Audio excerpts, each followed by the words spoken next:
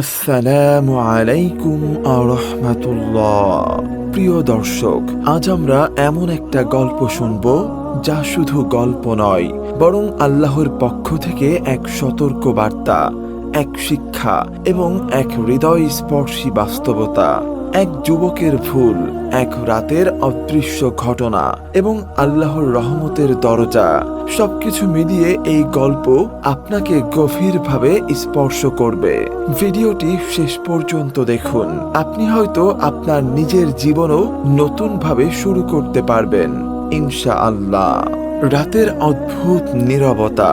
শীতের এক গভীর রাত, গ্রামের চারপাশ নীরব নিস্তব্ধ, বাতাস ঠান্ডা, আকাশে কুয়াশা। হঠাৎ পুরো গ্রাম জুড়ে একসাথে কয়েকটি কুকুর হাউমাউ করে ডাকতে শুরু করলো, যেন অদৃশ্য কিছু দেখে তারা ভয় পেয়ে গেছে। এক বাড়ির দরজায় বসেছিল আরিফ নামের এক সাধারণ যুবক, কিন্তু তার ভেতরে ছিল অসাধারণ অস্থিরতা। হঠাৎ কুকুরের এমন ডাক তাকে গভীর চিন্তায় ফেলে দিল। সে ফিসফিস করে বলল, রাতে কুকুরের এমন ডাক, কেন মনটা কেমন কেমন করছে। তার মা ঘর থেকে বেরিয়ে এসে বললেন, বাবা, বাড়িতে ঢুকে যাও, রাত বেশি হয়েছে, এমন সময় বাইরে থাকা ভালো না। আরিফ শুনল না। তার বন্ধুদের সঙ্গে চ্যাট, গান আর ফোনে সময় নষ্ট করা, এটাই ছিল তার রাত কাটানোর অভ্যাস। কুকুরগুলো আরো জোরে ডাকতে লাগলো। গ্রাম যেন কেঁপে উঠল। কুকুরের ডাক আর হাদিস। হঠাৎ পাশের মসজিদ থেকে আজানের সময় হয়ে এলো। আজানের প্রথম আল্লাহু আকবার ধ্বনি উঠতেই কুকুরগুলো একযোগে থেমে গেল। হঠাৎ যেন অন্ধকারে আলো নেমে এলো। আরিফ অবাক হয়ে বলল, আজান শুনেই ওরা থেমে গেল? তার মা ধীরে ধীরে বললেন, বাবা, হাদিসে এসেছে, রাতে কুকুর বা গাধা ডাকলে আল্লাহর কাছে আশ্রয় চাইবে।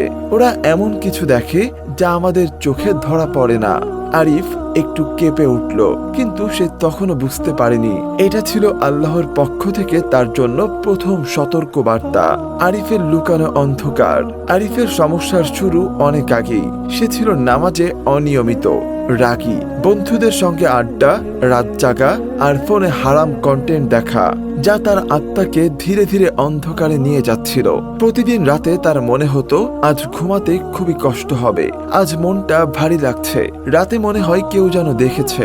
এগুলো ছিল রুহের রোগ, কিন্তু সে কখনো গুরুত্ব দেয়নি। সেই রাতের সত্যিকারের ঘটনা।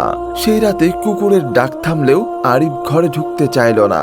হঠাৎ সে দেখল দূরে মাঠের ধারে যেন একটা ছায়া নড়ছে, কিন্তু মানুষ নয়, কোনো রূপ নেই। অদ্ভুত, ভয়ঙ্কর, অস্বাভাবিক। কুকুরগুলো আবার একসাথে ঘেউ ঘেউ শুরু করলো, আগের চেয়েও জোরে। তার মা ভয়ে বললেন, বাবা, আউযুবিল্লাহ পড়ো, ঘরে ঢুকে যাও। কিন্তু আরিফ দাঁড়িয়ে থাকলো। ঠিক সেই মুহূর্তেই সে অনুভব করলো যেন অদৃশ্য কিছু তার খুবই কাছে। তার শরীর ঠান্ডা হয়ে গেল, হৃদয় স্পন্দন দ্রুত বেড়ে গেল।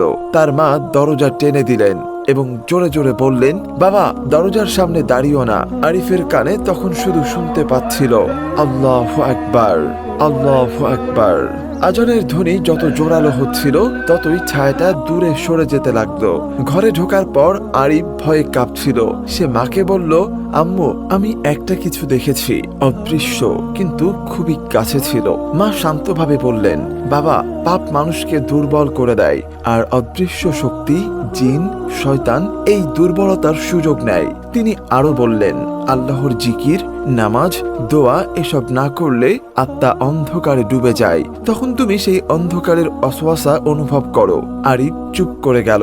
তার চোখে পানি চলে এলো। আরিফের ভেতরকার যুদ্ধ। সেই রাতের পর থেকে আরিফ বদলে যেতে শুরু করলো। সে লক্ষ্য করলো, গুনাহ করতে গেলে মাথা ভারী লাগে, ফোনে হারাম কন্টেন্ট দেখলে ভয় লাগে, রাত জাগা বিরক্তিকর লাগে, কুকুর ডাকলে তার মনে পড়ে যায় ওরা এমন কিছু দেখে যা আমি দেখি না। তার মা বললেন, আল্লাহ তোমাকে ডাকছেন বাবা, ভয় পেও না, এটা তোমার জন্য রহমতের দরজা।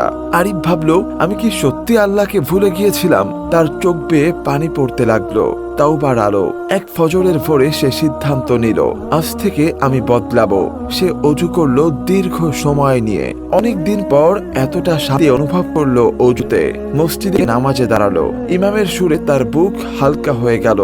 সিজদায় মাথা রাখতে তার মনে অনুভূত হলো, এটাই ছিল আমার জায়গা, এটাই ছিল আমার প্রকৃত আলো। সে চোখের পানি মুছতে মুছতে বলল, হে আল্লাহ, আমি ফিরে এলাম। অদৃশ্য সতর্কবার্তা। এরপর তার জীবন সম্পূর্ণ বদলে গেল। রাতে কুকুর ডাকলে আর সে ভয় পায় না, বরং সে দোয়া পড়ে। যে রাতে সেই ছায়া দেখেছিল, সেটা ছিল তার জন্য এক ইলাহি সতর্কবার্তা, যাতে সে গুনাহের অন্ধকার থেকে আলোর দিকে ফিরে আসে। আজ যখন সে অন্য তরুণদের দেখে রাত জাগা, মোবাইলে হারাম দেখা, নামাজ ছাড়া দিন কাটানো, তখন সে তাদের শুধু একটা কথাই বলে, ভাই, তোর যেটা মনে অস্থিরতা আনছে সেটা ফোন না, সেটা রাত না, সেটা অদৃশ্য কিছু না, সেটা তোর আত্মার ক্ষুধা। আত্মা আল্লাহকে চাই, তুই তাকে দিচ্ছিস না। এই গল্প আমাদের তিনটা বড় শিক্ষা দেয়। কুকুরের রাতের ডাক হালকাভাবে নেওয়ার বিষয় নয়। হাদিসে স্পষ্ট এসেছে, রাতে কুকুর ডাকলে আল্লাহর কাছে আশ্রয় চাইতে হবে। এটা আমাদের মনে করিয়ে দেয় অদৃশ্য জগৎ বাস্তব। গুনাহ আত্মাকে অন্ধকারে ঠেলে দেয়। আপনার হৃদয় ভারী লাগে, মন খারাপ থাকে, বিনা কারণে দুশ্চিন্তা আসে, সম্ভবত আপনার রুহু আল্লাহকে ডাকছে আর আপনি তাকে অবহেলা করছেন। আল্লাহর দরজা সব সময় খোলা। আপনি যতই দূরে থাকুন, এক মুহূর্তে আল্লাহ আপনাকে আলোতে ফিরিয়ে আনতে পারেন।